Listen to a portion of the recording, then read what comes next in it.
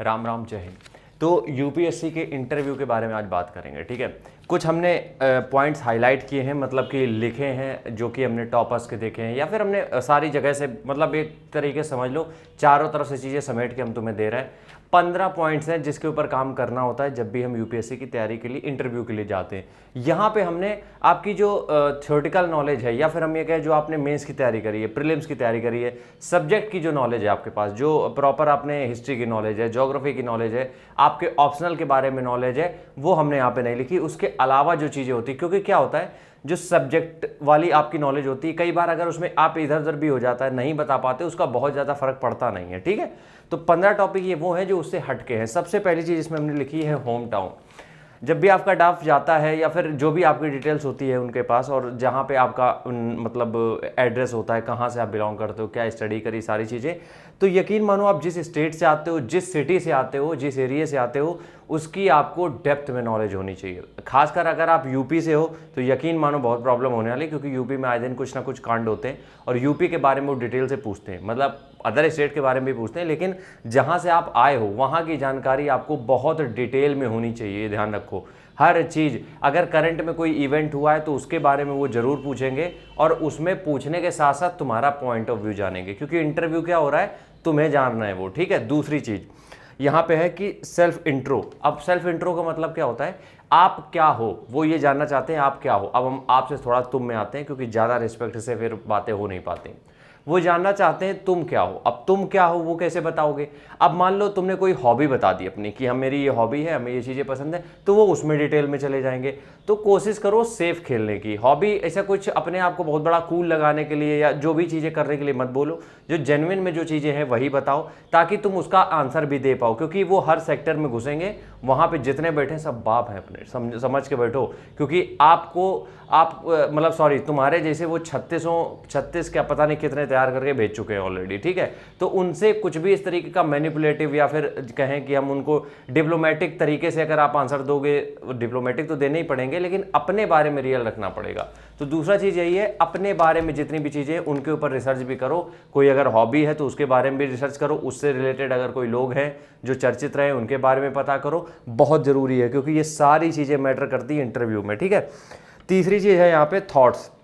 अब देखो वो तुम्हारे ओपिनियन क्या है, तुम्हारे थॉट्स क्या है। मान लो कहीं कोई वॉर क्राइम हुआ है, तो कोई युद्ध चल रहा है अभी, जैसे कि यूक्रेन वाला, अब तो वो खैर पुराना हो गया है, बाकी जितनी भी इजराइल वाला भी कांड हुआ था, वो जो चल रही चीज़ें चाइना के साथ जो भी है, तो इसमें वो चाहते हैं कि तुम क्या सोचते हो ये बताओ। मैं तुम अगर होते उस सिचुएशन में तुम क्या करते, तुम क्या सोचते हो, कैसे, किसको, किसकी गलती है, या फिर किस लीडर ने कितना प्रभाव डाला है, किस लीडर की कौन सी चीज़ें गलत हैं यहाँ पे, तो वो सारे एंगल तुम्हें देखते हैं वो, कि तुम क्या सोचते हो उस बारे में। तो तीसरी चीज़ यही है, तुम्हारे थॉट्स, तुम्हारा ओपिनियन। चौथी चीज़ क्या है, नेगेटिविटी इन पॉजिटिविटी। समझो मेरी बात को, अगर कुछ काम अच्छा हो रहा है तो उसमें नेगेटिविटी पूछ लेंगे वो। अब इसका हम एग्जांपल कैसे दें, जैसे भगवान के बारे में ही है, जैसे सब लोग भगवान को मानते हैं, तो अगर वो तुमसे एक प्रैक्टिकल वे में पूछे कि भगवान को मानने के पीछे रीज़न क्या है, तुम मानते हो कि नहीं, तुमने अपना बताया, अब उसके पीछे वो डिटेल में जाएंगे, अगर मानते हो तो क्यों मानते हो, क्या रीज़न है इसका। तो मतलब ये हमने एग्जांपल दिया, ऐसे बहुत सारी चीज़ें होती है सोसाइटी में जो वो तुमसे पूछेंगे, सोशल चीज़ें जो होती है, ठीक है। तो नेगेटिविटी इन पॉजिटिविटी। अगला क्या है, देखो कुछ ऐसे टॉपिक जो कि बहुत आजकल चर्चा में रहे हैं या फिर जिनके ऊपर उंगली उठाई जा रही थी एक सरकार के ऊपर या जो भी है, जैसे कि लव जिहाद हो गया, 3 तलाक के ऊपर हुआ बात, हिंदू मुस्लिम जो चीज़ें चलती है उसके ऊपर हुआ। इसमें तुमसे वो जरूर ये जानना चाहते हैं कि तुम्हारा पॉइंट ऑफ व्यू क्या है। अब देखो इसमें पता है क्या चीज़ जानना चाह रहे हैं, अगर तुमने किसी एक पक्ष का साइड लिया कि हाँ हिंदू इस तरीके से ठीक थे, ये कर रहे थे, वो कर रहे थे, और या तो मुस्लिम का साइड लिया, अगर तुमने किसी एक तरफ का साइड लिया तो वो ये समझ जाएंगे कि वहाँ जाके भी तुम यही चीज़ें करने वाले हो, तो यकीन मानो तुम्हारा इंटरव्यू बहुत बुरा जाने वाला है। क्यों, वो तुम्हें न्यूट्रल रखना चाहते हैं इंटरव्यू में, तुम्हें अपने आप को न्यूट्रल शो करना है। ना तुम बीजेपी के हो, ना तुम सपा के हो, ना बीएसपी के हो, किसी के नहीं हो तुम, ना तुम हिंदू हो, ना हो तुम हो मुस्लिम। वहाँ पे एक तुम एस्पिरेंट्स हो, एक आईएएस की नौकरी के लिए गए हो, डीएम बनने जा रहे हो, तो वहाँ पे तुम्हें न्यूट्रल रखना पड़ेगा खुद को, क्योंकि अगर तुम न्यूट्रल नहीं होगे तो तुम डिसीजन मेकिंग न्यूट्रल नहीं करोगे, तुम किसी ना किसी एक के पक्ष में हमेशा चीज़ें करोगे जो कि सोसाइटी के लिए ठीक नहीं है, ठीक है। अगली बात, वाई आईएएस। अब इसका तो तुम्हें पता ही होगा, हर जगह पूछते हैं कि तुम्हें आईएएस करना क्यों है। तो इसके कुछ एग्जाम्पल तो नहीं है, लेकिन हाँ एक दो चीज़ें जरूर हैं जो तुम कर सकते हो। अपने बारे में चीज़ें ये बता सकते हो कि क्यों करना है आईएएस, इसके पीछे एक वो जो मोटिव है वो कहाँ से आया, मोटिवेशन कहाँ से मिलता है, क्या सैलरी से मोटिवेशन मिलता है या ऊपरी कमाई से मोटिवेशन मिलता है। तो ये सारी चीज़ें वो ज़रूर पूछेंगे। तो इस सवाल का जवाब तुम्हारा अपना होना चाहिए, इस पर किसी की राय मत लेना, ठीक है। अगला है सिचुएशनल रीजनिंग, मतलब कि किस सिचुएशन में तुम्हें, अगर तुमने इंटरव्यू देखेंगे तो सुना भी होगा कि वहाँ पे एक शोभा यात्रा निकल रही है, वहाँ पे उनकी ईद में वो निकल रही है मजार, मतलब सॉरी क्या बोलते हैं उसको, अरे यार नाम भूल गए, मुहर्रम का जुलूस। तो सारी चीज़ें अगर साथ में निकल रही हैं और रोड एक ही है तो तुम्हें कैसे चीज़ें करनी पड़ेंगी हैंडल, ये तो तुमने सुना ही होगा। कहीं पे कोई इस समय दंगे हो जाते हैं कहीं कहीं पे, तो उस सिचुएशन में तुम कैसे हैंडल करोगे। किसी यूनिवर्सिटी में कुछ इस तरीके की चीज़ें हो जाती हैं जो बहुत अगेंस्ट हैं, जैसे कि एक यूनिवर्सिटी में लिख गया था ब्राह्मणों छोड़ो, और एक यूनिवर्सिटी में ये हो गया था कि कोई भगवा पहन के जा रहा है बुर्के के उसमें। तो ये सारी चीज़ें तुम कैसे हैंडल करोगे, ये चीज़ें तुमसे ज़रूर वो पूछेंगे कि तुम्हारे थॉट्स क्या हैं, तुम्हारी उस समय सिचुएशनल रीजनिंग क्या है। अगला है नो लाए, किसी भी चीज़ को झूठ पेश करने की कोशिश मत करना। बार बार बोल रहे हैं, भले एक बार तुम चीज़ें कम बताओ, भले एक बार तुम चीज़ें उस तरीके की ना पेश करो जैसी वो चाहते हैं, लेकिन झूठ मत बोलना, इसका डायरेक्ट इफेक्ट पड़ेगा, यकीन मानो, और बहुत नेगेटिव इफेक्ट पड़ेगा, रोते रह जाओगे, ध्यान रखना। इसलिए हम चाहते हैं कि झूठ ना बोलो तुम, ठीक है।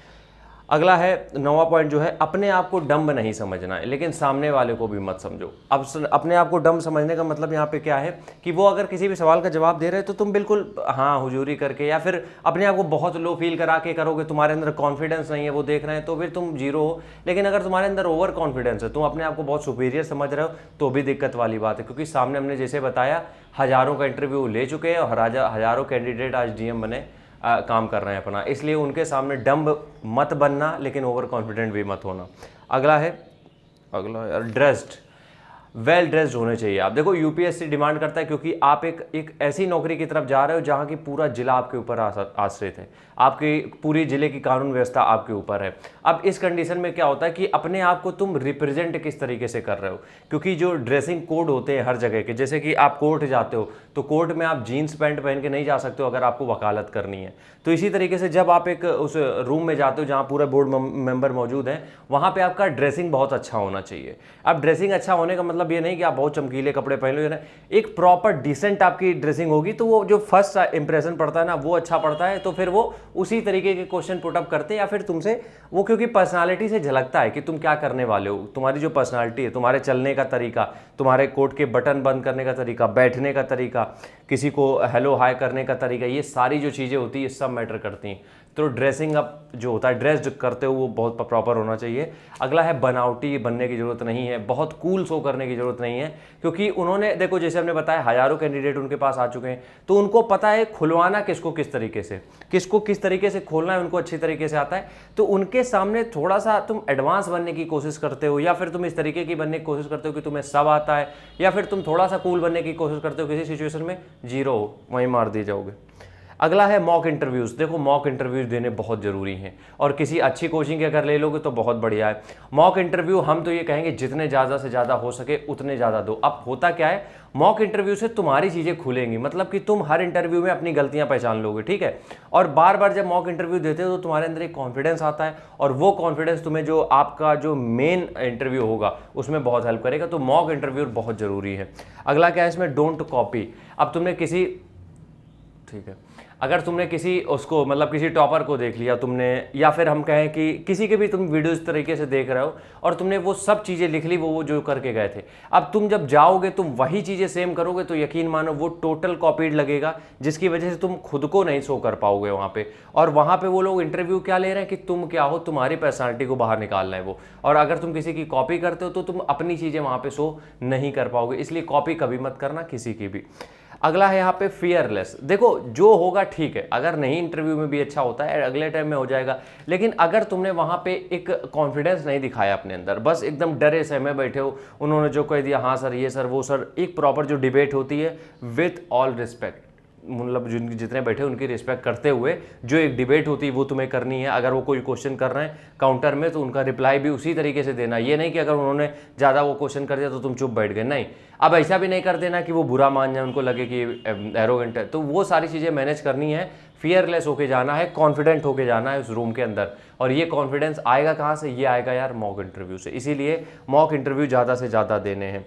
और अगला क्या है? प्रूव योरसेल्फ, मतलब सॉरी, इसमें क्या है? खुद को शो करना है वहाँ पे। किसी और की पर्सनालिटी वहाँ पे अगर तुमने शो कर दी तो यकीन मानो मेरी समझ से हमें नहीं लगता तुम कुछ कर पाओगे वहाँ पे जाके। इसलिए जब भी इंटरव्यू बोर्ड के पास जाओगे जहाँ पे सब बैठे हैं, वहाँ पे जितना हो सके खुद को शो करो। जो चीज़ें तुम्हारी हैं वो शो करो। ये नहीं कि तुमने किसी से कॉपी कर ली, किसी की चीज़ें वो तुम अपने अंदर इंप्लीमेंट करके वो चीज़ें बता रहे हो, नहीं। जो चीज़ें तुम्हारी हैं, खुद की चीज़ें हैं, वो रिप्रेजेंट करो। और कभी भी किसी भी सवाल का जवाब इस तरीके से मत दो, कभी भी जो हमने सुना है या देखा है इस तरीके से मत दो जिससे उनको ये लगने लगे कि यार ये तो अपनी चलाएगा कहीं पे भी। समझ रहे हो? अपनी चलाने का मतलब ये है कि जब आप एक प्रॉपर पोजीशन पे बैठे हो जहाँ आपके अंदर पूरा जिला है, तब आपको सामने वाले की चीज़ें सुननी पड़ेंगी। आपको एक अच्छे अधिकारी बनने के लिए एक अच्छा लिसनर होना पड़ेगा, क्योंकि जब तक आप सबकी प्रॉब्लम समझोगे नहीं तब तक आप कुछ एक्शन कर नहीं पाओगे। होप करते हैं कि ये हेल्प किया होगा, करेगा मतलब तुम लोगों को। अगर करे तो कमेंट करके ज़रूर बता देना। गर्मी में पसीना निकालना है, लेकिन कोई नहीं, अगर हेल्प हो इससे तो ज़रूर कमेंट करके बताना। और इसी तरीके की वीडियोज़ आती रहेंगी। साथ बनाए रखो। राम राम, जय हिंद।